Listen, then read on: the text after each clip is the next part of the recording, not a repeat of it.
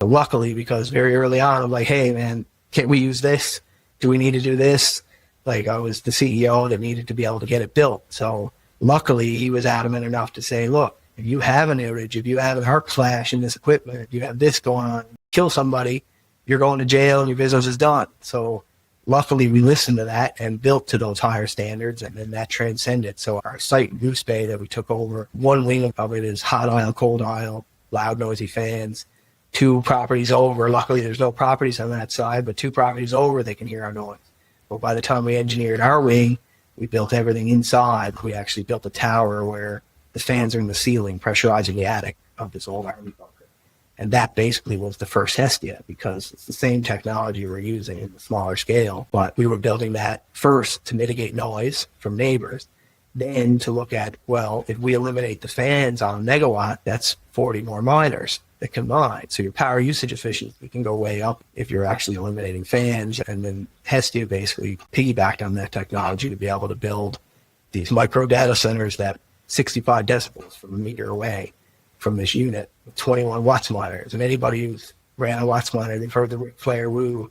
It's something that is very iconic for Bitcoin mining specifically, that you come by a building, you can tell, like if you're a miner, if you're a Bitcoin person, you can almost tell what type of miner is in there by the noise you hear.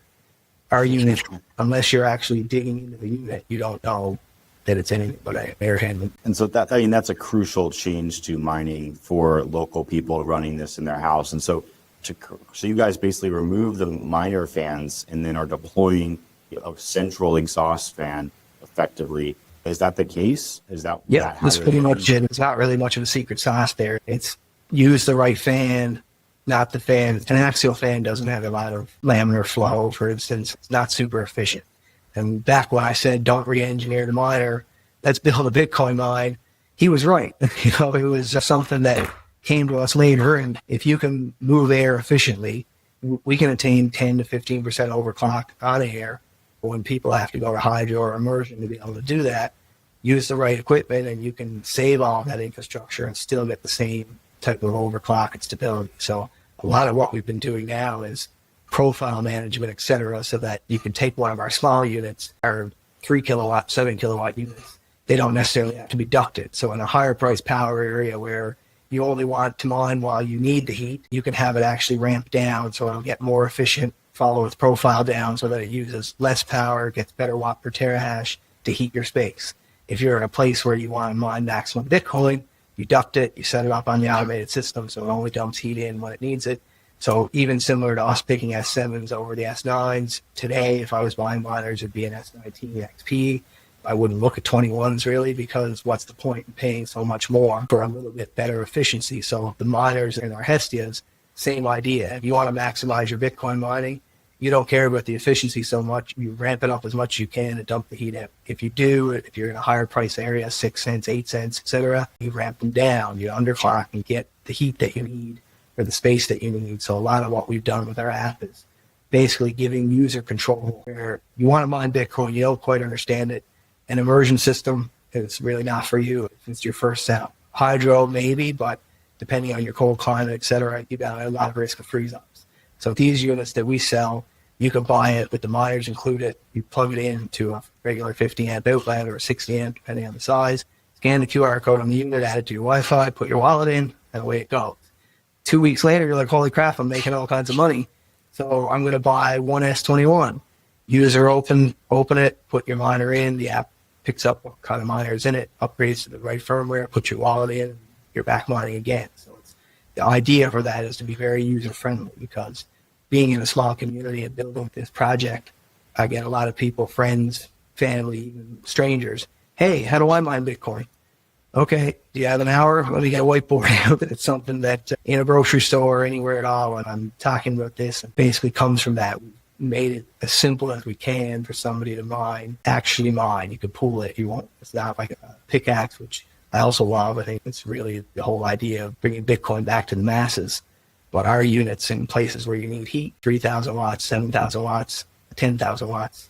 Then we have the 80,000 watts, and we've actually got a 225, which is like large industrial CCAM-based unit, that similar technology where we drop it outside your building, duct in, dump out when you don't need it. So goal for us being anywhere that needs heat, we want to be able to step in and at least offset the cost, if not eliminate. And when it comes to certifying these, and you mentioned getting this patent for these heaters, talk to me more about that, how that process was. I mean, you're trying to bring this to a new type of clientele, and the branding and the certifications really matter.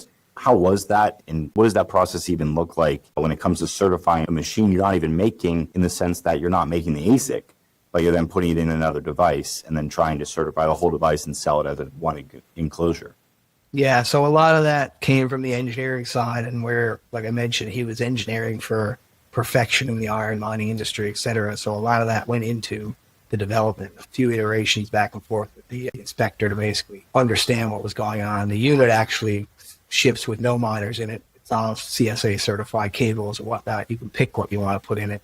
So if a miner comes on stream that has no certifications, whatever, user risk, you can decide to put that in yourself. It's basically mini infrastructure is really what this unit is. It's a shelf space for 80 kilowatts, or it's a shelf space for 10 kilowatts. But through the patent work and everything, it's basically, we went down that road because some of it is novel, and we wanted to make sure we were trying to do that work. But I look at patents a little bit like proof of work.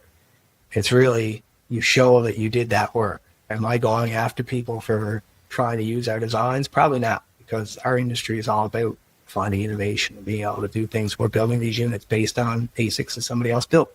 So it's not so much as a patent trolling or whatnot, but we wanted to do that work to be able to make sure that we were showing people that it's not just a fly-by-night idea. We actually put the effort in and went through the work. Luckily, our first patent from start to issued was about 8 months, which was way quicker than we were told by the patent lawyer that was starting it. We just happened to luck out, I guess. The next couple patents were a little bit longer. But the newest one, we actually were looking at coupling to EV charging. So basically, in Labrador, many cold climates, like we have EVs in our fleet, and generally people think EVs are no good for cold. They're great, as long as you don't want to go far distances out of town, 500-600 miles or whatnot.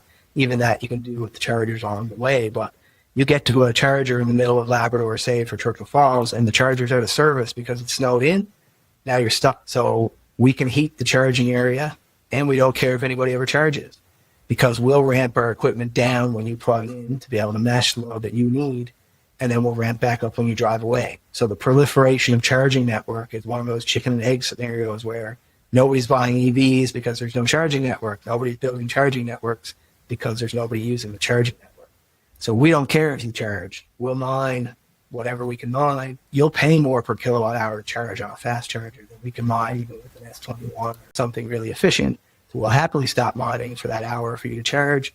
Off you go. We turn back on the unit, start heating the space. So the unit's up. The internet connectivity is paid for because we're running. So that's basically our next product that we're working on now that we received a patent for 3 or 4 months ago to couple that technology together. So really think that's something that is pretty novel. It's something that we're uniquely aware of because we have one fast charger in our community, one in Churchill Falls, and I've been that person. Get to the charger and it's out of service because snow got in the cabinet. So like I lived it, and I see being like, what are we doing? I'm like waiting for somebody to bring us a gas vehicle so we can leave this thing here and drive on. So it's something that stubbornly we went down that road as well. And I think you mentioned this earlier as like Bitcoin mining being the buyer of last resort. But maybe what people don't fully understand is that Bitcoin is a pioneer species. And what I mean by that is in ecology, it's moving to areas like these EV chargers that have a problem that can't be solved without creating cost for society. And so Bitcoin as a pioneer species says, actually, we'll use that power when no one's using it. And we'll fix the main cause of the problem of why these chargers aren't working, because they're too cold, because there's too much snow, by using the heat that we're creating to make sure that this local environment can be used for its main purpose. No other asset, no other use case can do that because Bitcoin connects to this network of money. And so as you think about Bitcoin mining, you say, well, all that darn energy usage, why is it good? Because it can happen in areas where energy usage is needed to create the ideal outcome for everyone, which is this decarbonization, which is this increased quality of life, and this making sure heat's always available to the consumer. how do you view, I mean, you've already mentioned a lot here, Curtis, but like Bitcoin being a pioneer species. And for those who haven't read the article on this, I will link it in the show notes so you can read a very detailed article on this metaphor. I think it's spot on. It's something that we've seen along the way, like from our heating exposure, from EV charging, even going into, you picture, say, a Costco or Home Depot would love to provide free charging to their customers, but they've only got so much infrastructure, very expensive for network addition. You can install a heating system where you've got thermal mass, tank of water, et cetera, where when someone's charging, you shut the heaters off in the building and let somebody charge. So these are ways to be able to proliferate this network. And like you mentioned, like Natural Resources Canada was actually the ones who put out the first charging networks. At one point about a year ago, 55% of the charging networks were down at any one time because nobody will fix them. So somebody gives you funding and you put a charger in, but you don't care if it's running because you're not making any money on it. So why would you do it? And then a family gets to a charger and can't charge, so they sell their EV. And now you're stepping backwards in productivity on building this new energy for mobility. So it is something that no other energy use can do. Any other tier of data can't just shut off momentarily. There's punitive issues with contracts, whereas we can shut off. Sure, we lose the revenue for the time that we're down, but we can get it for every minute that we're up. And the infrastructure development for EV charging specifically, even like when Newfoundland Labrador Hydro looks at us and says, we've got no power. And in Labrador West, a business right now wants to build, there's a 200 kilowatt moratorium that you've got to pay, I think it's like $465K a megawatt or something to actually develop out infrastructure for any business or for anything, because their argument is like, well, we don't know where we're going to get the revenue back to make this make sense. So same thing for us. We're like, well, build. And I think I want to comment on that because that's really sadly not true, because you have been allocating capital underneath the same premise for the past 70 years that you will not know if it's going to get back unless people use your grid. But guess what? That's why you build an electric grid. Yep. And so now that everyone's like, oh, new loads coming online, we don't know if it's going to be here. That is going to restrict your community, restrict the jobs you can bring in, restrict your tax base, because you don't have a forward-looking approach on how do I deploy the energy infrastructure in my system.